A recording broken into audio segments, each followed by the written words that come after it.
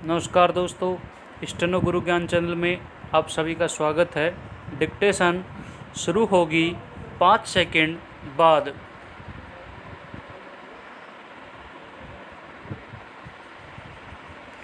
Start. दुनिया में ताकतवर देशों का बढ़ता सैन्य खर्च उनकी साम्राज्यवादी सोच और नीतियों की ओर संकेत करता है। विराम। अमेरिका, चीन, रूस जैसे देश अपनी सैन्य शक्ति बढ़ाने के लिए जिस तरह पैसा बहा रहे हैं, वह दुनिया की शांति के लिए किसी खतरे से कम नहीं है। विराम। धरती से लेकर अंतरिक्ष तक में सैन्य ताकत बढ़ाते रहना इन देशों के लिए अपरिहार्य हो गया है। विराम। अंतरिक्ष में सैन्य शक्ति बढ़ाने के लिए अमेरिका का बाकायदा अलग से बजट है। विराम। चीन में भी इसमें पीछे नहीं है। विराम। हाल में Stockholm International Peace Research Institute ने एक रिपोर्ट में खुलासा किया है कि पिछले साल सबसे ज़्यादा सैन्य खर्च करने वाले देशों में अमेरिका, चीन और भारत शीर्ष पर रहे हैं। विराम। इसे वैश्विक संदर्भ में देखा जाए तो 2018 के मुकाबले 2019 में दुनिया का सैन्य खर्च 3.5% से ज़्यादा बढ़ा है। विराम। जाहिर है, दुनिया में असुरक्षा की भावना और युद्ध की आशंकाएं भी बलवती हुई हैं। विराम। लेकिन आज दुनिया में जिस तरह के हथियार बन रहे हैं, वे थोड़े से वक्त में ही मानव जाति का अस्तित्व समाप्त कर देने को पर्याप्त हैं। विराम।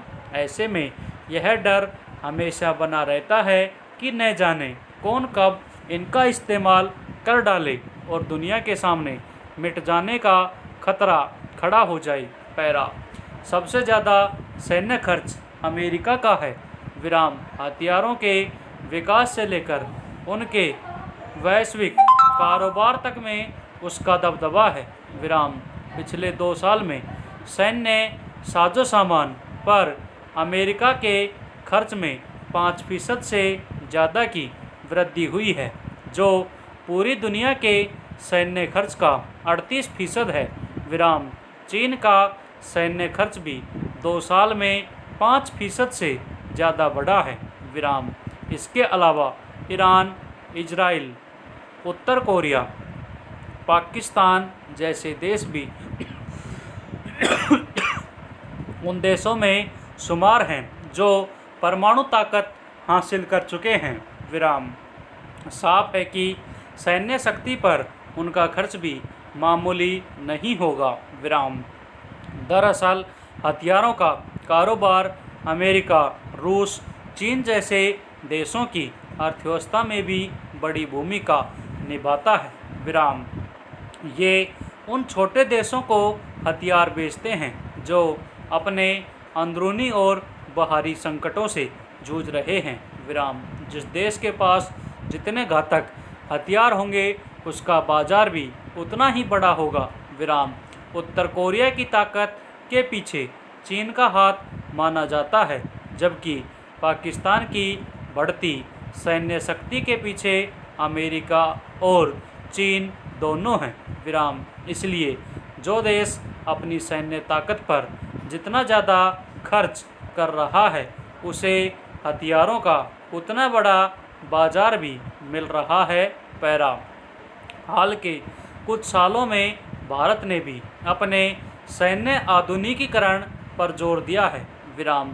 भारत की शुरू से नीति रही है कि वह हथियारों का विकास और खरीद सेना की क्षमता बढ़ाने के लिए करेगा, न कि किसी अन्य मकसद के लिए। विराम। भारत के लिए पाकिस्तान और चीन शुरू से बड़ा खतरा रहे हैं। विराम। ऐसे में भारत के लिए सैन्य क्षमता बढ़ाना जरूरी है। विराम। यह भी हकीकत है कि दुनिया के कुछ देश सैन्य क्षमता बढ़ाने के नाम पर हथियारों की होड़ को बढ़ावा दे रहे हैं। विराम। संयुक्त राष्ट्र जैसी संस्थाओं से लेकर तमाम देश हमेशा से हथियारों की होड़ रोकने के प्रयास करते रहे हैं और इसके लिए कई संधियां भी हुई हैं विराम। लेकिन देखने में यही आया है कि जब जब इन संधियों पर अमल की बारी आई तो वही देश पीछे हट गए जिन्हें नेतृत्व करना था विराम। इसलिए हथियारों की होड़ पर लगाम नहीं लग पाती विराम।